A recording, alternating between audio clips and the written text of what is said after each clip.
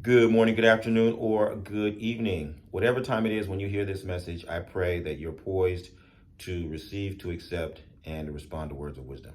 Ashe. Ekuo Joawo. Today is the day of mystery. This is the day that we venerate Ifa. And so during the course of carrying out my daily rituals on behalf of myself and my community, Ifa delivered a really poignant lesson that I think is going to be useful for you in your personal life, but also collectively. I think this is something that will add value to our pursuits as a community. This particular verse tells us that accomplishment is what we desire. Orisha, please do not allow me to embark upon something that I cannot complete or I cannot achieve. The situation was the king found himself in a prolonged dilemma. There was this problem that he just could not seem to get onto the other side of. And such is the life of a king.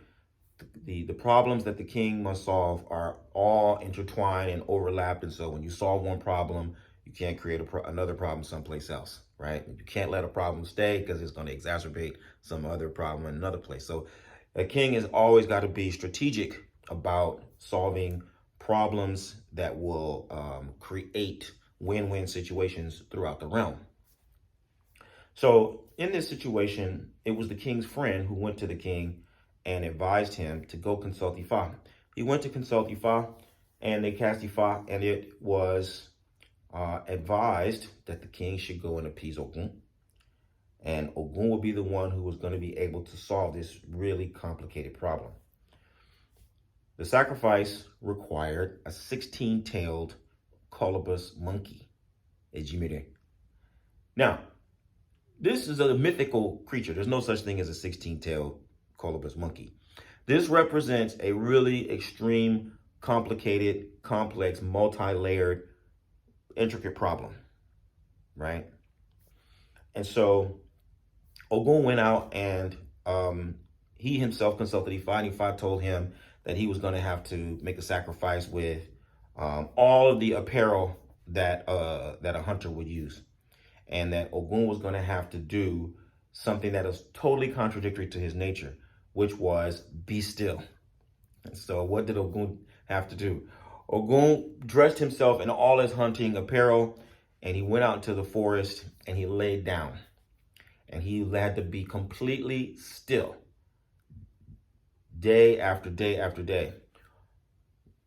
One by one, the monkeys came out and they saw Ogun laid out there, and they recognized him by his hunting apparel. And he said, this is the man. He's been coming out here for years and he's been killing our kind. And look at him there. He's dead. And so the monkeys came and they rejoiced and danced around his corpse. They all dispersed. Lo and behold, after Ogun laid there longer and longer, the two-tailed monkeys came out. And they did the same thing. And then the three-tailed monkeys and the four-tailed monkeys and the eight-tailed monkeys and the 12-tailed monkeys, all the way up until the 16-tailed monkeys came out. And they were all dancing around Ogun until their king, the 16-tailed monkey king, came out. And he was there and he was, doing the warrior dance on Ogun's corpse. Unbeknownst to him, Ogun wasn't dead. Ogun was just pretending. In a moment, Ogun sprung into action. He grabbed the monkey, put him in the sack, and took him back to the king. This particular verse is so important for us right now because it reveals to us the secret or the mystery, the irony of what it is that we need to do in order to really solve our problems. As a community and as individuals, it's essential that we learn to set our eyes on a target. The thing that we need to do, the problems that we're trying to solve for our community are complex. It's not simple. The health problems, the money problems, the legal problems, the relationship problems, you name it. African Americans are suffering disproportionately in every sector of life.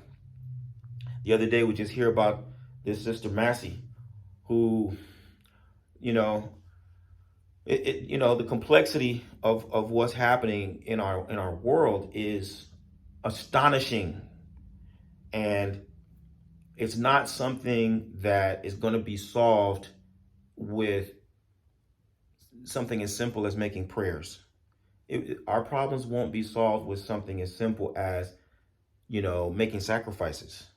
Our problems won't be solved by just having a kosher, right? It isn't that simple.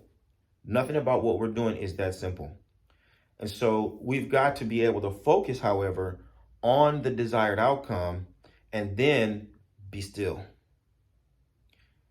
Remain silent.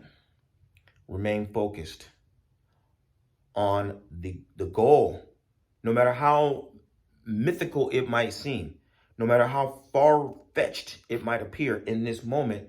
We cannot relent in our focus on bringing about the good condition. We have it within us to do so, but in order for us to achieve that goal, we got to be like Ogun, who's being totally still while the monkeys dance and parade all around him, right? If you know Ogun, he's super energetic. Ogun is very fast. Ogun is very strong.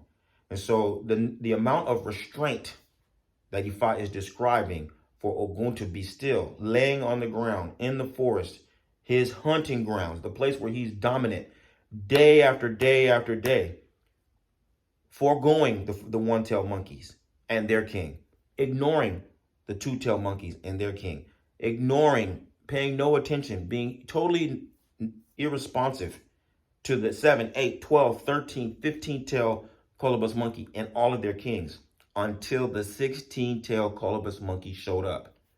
And even then, Ogun had to wait. He had to be poised until the moment was right to seize that 16-tailed monkey king. We can accomplish the great feat that is before us. We can deliver on the ancestral promise that has been presented to us. However, the amount of restraint and patience that it is going to require far exceeds what you might think is normal. It far exceeds what you might think is acceptable.